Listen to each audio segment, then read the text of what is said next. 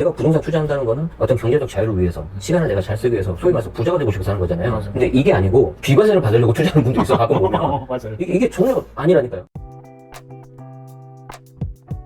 그 다음 이제 그 중요한 양도세 비과세 전략. 네. 이게 어떻게 보면 그 부동산 세금에 꽂히잖아, 그죠? 네네. 비과세를 받는 거. 그렇죠. 저는 이때까지 비과세를 네. 받아본 적이 없어가지고. 저도 아니 뭐 비과세 받을 일이 없죠. 받을 일이 없죠. 그런데 방금도 자 우리가 생각을 해보면은 카이자님도 그렇고 저도 마찬가지지만 물론 저보다 훨씬 더 많이 투자도 많이 하시고 그러셨겠지만 자 비과세를 안 받았지만 일반적인 비과세를 받은 다른 사람들보다 경험이나 자산 수준이 훨씬 더 많잖아요. 여기에 정답이 있어요. 그러니까 1주택 비과세는 말씀 잘하셨다. 여러분들이 그냥 일종의 보너스로 생각을 해야지 내가 부동산 투자를 한다는 거는 가끔 이게 본질을 호도하시는 분들이 계시더라고요. 내가 부동산 투자한다는 거는 어떤 경제적 자유를 위해서 시간을 내가 잘 쓰기 위해서 소위 말해서 부자가 되고 싶어서 하는 거잖아요. 맞아. 근데 이게 아니고 비과세를 받으려고 투자하는 분들이 있어 가끔 보면 맞아요. 이게 전혀 아니라니까요. 무슨 말이냐면 내가 주택을 하나 샀어요. 네. 그리고 얘를 비과세를 받았어요. 좋죠. 그런데 이걸 받고 내가 이걸 더 좋은 걸로 갈아타거나 어떤 자산을 포트폴리오를 바꿔주면 오케이.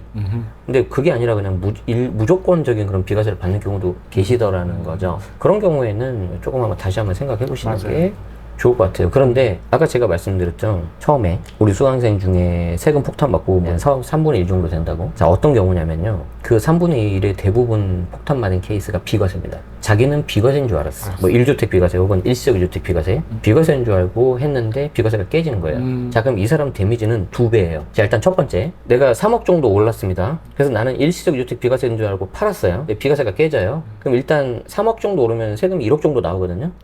1억 안 낼 걸 내야 되잖아요. 네. 그럼 벌써 거기서 데미지가 한번 딱 오죠. 자, 두 번째는 뭐예요? 안 팔아도 될 물건을 팔았잖아요. 다시 그 물건 살 수 있어 없어요? 못 사요. 못 사요. 예를 들어서 용인 수지가 1번이고 분당이 2번이라고 해볼게요. 그래서 내가 용인 수지를 팔고 분당으로 넘어갔어. 그래서 분당을 사고 나서 내가 3년 안에 수지를 팔아서 일시적 비과세를 받으면 아주 그래도 나쁘지 않은 네. 전략인데 만약에 수지가 비과세를 못 받았다.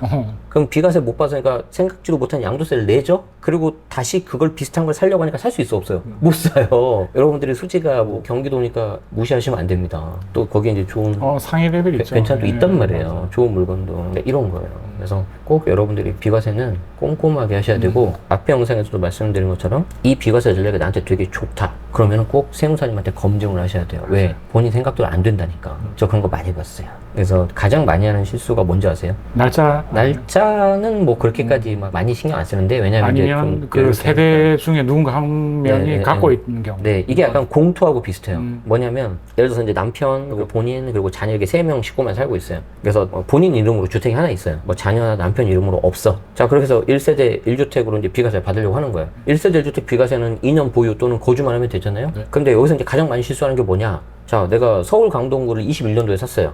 분위기 나쁘지 않았죠, 그때는. 그때는 무조건 사야 되는 거니까. 맞아. 자, 그 당시에는 강동구가 조정대상 지역이었으니까 취득하면은 2년 거주를 해야 되잖아요. 거주를 요건이 있죠. 근데 세를 주고 이제 갭 투자로 한 거예요. 자, 그리고 나서 보니까 23년도에 조정대상 지역에서 해제가 된 거예요. 그러니까 해제가 되니까 거주 요건이 사라졌네 하고 착각을 하는 거죠. 살 때 기준인데. 예, 매수할 때 기준이에요. 근데 헷갈릴 그러니까 수 이게 있어요. 헷갈려요. 예, 그래서 이제 어떤 거는 또 팔 때 기준이 있고 어떤 거는 살 때 기준이 네, 있고. 그래서 일단 그거 많이 실수하고요. 그래요. 두 번째, 요 최근 들어서 많이 나오는 게 뭐냐면, 그래, 나는 강동구 사는 우리 세 식구가 다 살았어요. 거주를 했어. 오케이. 그래서 거주 요건 괜찮아. 됐어. 오케이, 됐어. 그런데 등본상에는 세 식구로 나와 있는데, 같이 살고 있는 가족 있잖아요. 그 가족 중에 세대분리 예를 아는 들어서 사람이 있구나. 다른 사람이 있는 거야. 네. 이때 제일 많이 나오는 사람이 누군지 아세요? 군대 간 아들? 인물이? 아니요, 친정엄마.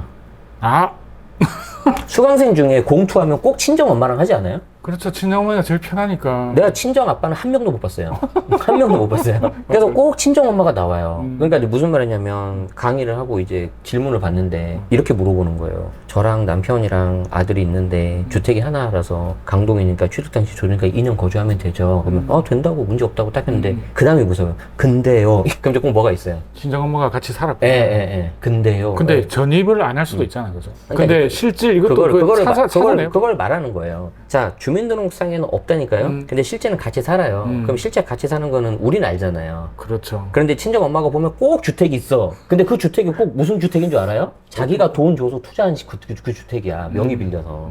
그런 경우가 진짜 많아요. 저 너무 많이 봤어요. 그것도 그 주택이 어떤 거냐면 꼭 작은 거, 지방에 있는 돈 거, 안 되는 거. 오피스텔. 오피스텔 많이 하죠. 그리고 이제 이거 주택수 들어간다 그러면 그 다음에 하는 말이 뭐냐면 얼마 안 해요. 그래. 의미가 없는데 왜? 의미 없어요. 자, 그래서 자 그러면은 실질적인 가족 기준으로는 친정 엄마가 주택이 하나 있다면 본인 거 친정 엄마가 해서 2개잖아요. 근데 주민등록상으로는 친정 엄마가 빠져 있으니까 빠져 있으니까. 하나잖아요. 그러니까 많이 착각을 하는 거죠. 근데 이거는 네. 어떻게 보면 국세청에서 확인을 해야 되는 거잖아요. 확인을 해야 실제로. 되는데 일단 근데 너무 모르잖아. 놀라지는 마세요. 어. 다 못 잡아요. 아, 그러니까 원래는 못 잡을 거라고 생각하는 거잖아요. 왜냐하면 행정력이 다 미치지 못하니까.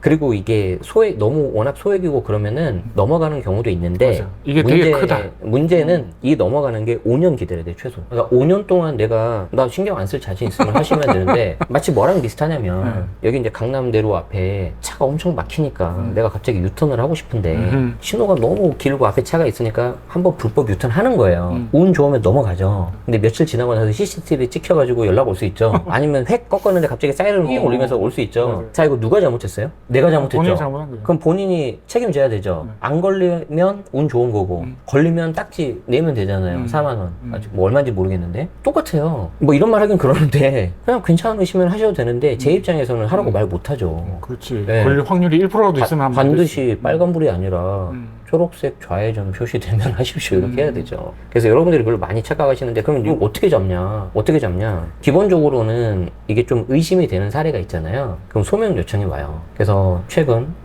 교통카드, 신용카드 사용 내역, 그리고 이제 뭐 아파트 관리비 있으면 주차단지증이라든지 관리비 내역서, 뭐 병원 진료 기록 이런 것들을 내라고 합니다. 자, 그리고 오늘 여기서는 아마 말씀 못 드릴 것 같은데 주택임대사업자 거주주택 비과세라고 비과세에서 가장 좀 끝판왕인 비과세가 있거든요. 내가 거주하고는 주택을 매각할 때 등록한 임대주택이 요건을 갖추면 빠지는데 무조건 빠지는 건 아니고 이거를 비과세를 받으려고 어떤 분이 했는데 나갔다가 다시 들어왔어요. 2년 거주를 채워야 돼서 그때 그분한테 뭘 요구했는지 아세요? 통신기지국, 요 핸드폰 있잖아요. 통신기지국 발신 내역 달라고 했어요. 제가 그거 딱 한 번 봤습니다. 근데 많이는 요구하진 않는데 그러니까 한번 마음 먹으면 금액이 잡는다는 크면 그럴 거예요. 확률이 높겠다. 금액이 비과세금이 크고 크면. 규제 지역입니다. 규제 지역이면 그렇지. 걸릴 게 많잖아. 일단 털었을 때 넣은 네. 게 많으니까. 그런데 이번에 8월 13일 날 국토부에서 발표한 거 보셨죠? 올해 금년도 24년도에 서울 아파트 거래는 주택 거래는 무조건 전수조사하겠다고. 그래서 1차 점검 서울 강남 3구하고 몇 군데, 2차 점검 일기 신도시하고 서울 나머지 지역, 급등한 지역. 3차 점검 기타 이상 지역. 그러니까 그게 입지 순서대로 좀 하는 거예요. 그래서 계속 연말 내년 초에 조사 결과 계속 나올 겁니다. 제가 장담하는데. 그러네요. 예전에 그 법인 네. 화랑될 때 그 법인이 많이 간 지역들 전수조사한 것처럼. 네네네. 그래서 소나기는 좀 피하시는 게 좋고요. 1세대 1주택 비과세를 하더라도 항상 그 실제 같이 살고 있는 세대 기준 주택수 꼭 따지셔서 매각하기 전에 좀 분리하셔야 돼요. 엄마 이제 나가. 그죠. 떨어져 나가 살아. 그럼 언제 해야 되냐? 정답 없어요. 한 넉넉하게 한 2, 3개월 정도. 보통 잠깐만 분리하고 나서 그때부터 다시 카운팅 하는 건가요 이게? 아니 그런 건 없어요. 그건 사라졌죠. 예전에 예전에 예전 있었는데 이야기구나. 22년 5월 20일부터 사라졌습니다. 그러면 지금 총 누적 기간 이 분리돼 있는 처음에 뭐 1년이고 뒤에 1년이면 합산해서 2년 뭐 이런 건가요? 아니 매도하기 전에만 분리하시면 돼요. 매도하기 전에 분리하고 내가 지금 이제 보유만 하면 되니까. 내가 비과세 받으려는 주택이 취득 당시로부터 2년 보유 또는 거주 요건만 맞추면 비과세는 되죠. 예,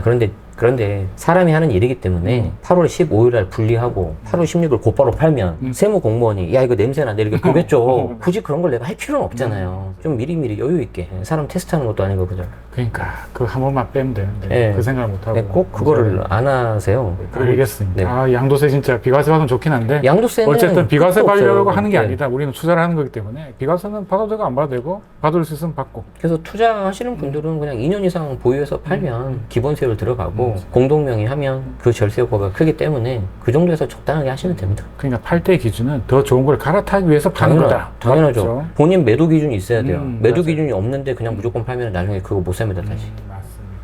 오케이 잘 들었습니다.